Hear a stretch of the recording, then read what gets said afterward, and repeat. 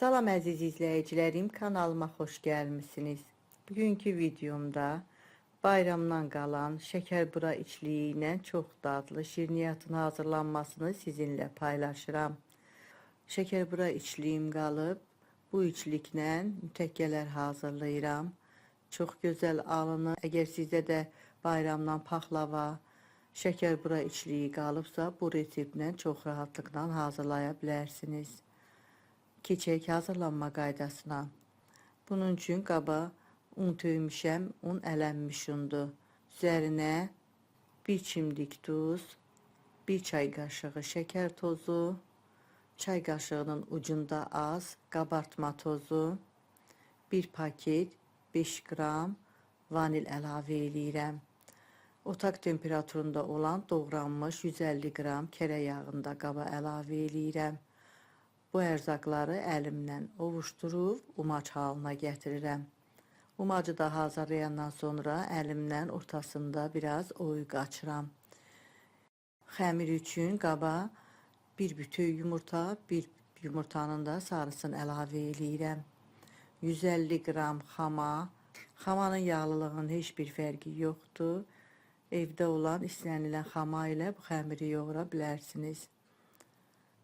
Xamanı da əlavə eləyəndən sonra qarışdırıb xəmir yoğururam. Ələ yapışmayan bir xəmir olmalıdır. Xəmir üçün 3 stəkan yarım un istifadə elədim. Stəkan ölçüsü 200 ml-dir. Belə gördüyünüz kimi ələ yapışmayan bərk bir xəmir alındı. Xəmiri bir salafan paketə qoyuram.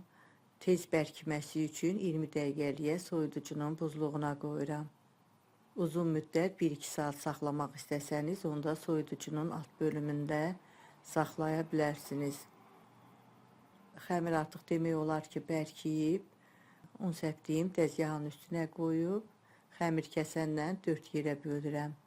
Xəmiri əlimlə bir yerə yığıb, kündələr halına gətirirəm. Kündələrdən birini saxlayıram, qalan digər kündələri yenə salafan paketə qoyuram. Soyuducuya qoyuram. Lazım olduqca bir-bir götürüb, yayıb şirniyyatı hazırlayıram. Kündələrdən birinin üzərinə az un səpirəm.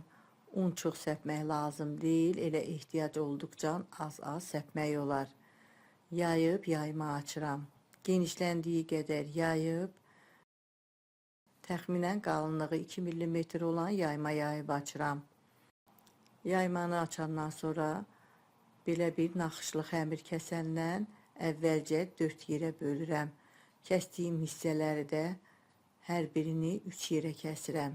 Ümumilikdə yaymanı 12 yerə bölürəm. Bayramdan şəkərbura içliyim qalıb. İçlikdə fındıqdır, şəkər tozu, bir də hildir. İçlikdən çay qaşığı ilə götürüb xəmirin bir hissəsini əlavə eləyirəm. Kəsdiyim xəmirlərin üstünə hamısına içlikdən əlavə eləyirəm. İçliyi də əlavə eləyəndən sonra xəmirin bir tərəfindən videoda göstərdiyim kimi üstünə gətirib əlimlə kənarlarını biraz sıxıram ki, içlik dağılmasın. Sonacan əlimlə burub bükürəm rulon kimi. Belə mütəkkələr hazırlayıram. Hamısını eyni qaydada hazırlayıram. Mən bir kündənin hazırlanma qaydasını sizə göstərdim. Qalan kündələri də eyni qaydada soyuducudan gətirib, yayıb, doğrayıb, içlik əlavə eləyib, mütəkkələri hazırlayıram. Hazırladığım mütəkkələri yağlı kağız sərdiyim formaya düzmüşəm. Öncədən qızdırdığım 170 dərəcəlik sobada 15-20 dəqiqə pişirirəm. Şirniyyatım artıq pişib. Çox gözəl mütəkkələr alınıb. Altı qızarır, üstü qızarmır. Xəmiri yoğuranda şəkər tozunu az əlavə elədim. Ona görə şirin sevənlər üçün paketə 2 xörək qaşığı pudra şəkər əlavə eləyirəm. Soyulmuş mütəkkələrdən paketin içinə yığıb, əlimlə biraz silkələyirəm. Şirin sevənlər üçün belə gözəl mütəkkələr alınır. Şirniyyatın bir hissəsini sade, bir hissəsini pudra şəkərli hazırlayıram. Mütəkkələrim artıq hazırdır.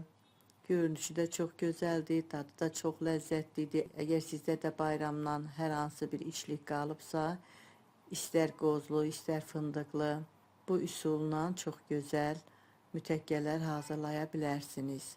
Hazırlayacaq olan hər kəsə öncədən nuş olsun deyirəm. Videomu izlədiyiniz üçün sizə öz təşəkkürümü bildirirəm. Videomuzu bəyənməyi, əgər abunə deyilsinizsə, abunə olmağı unutmayın. Sağ olun, yeni videolarda görüşənədək.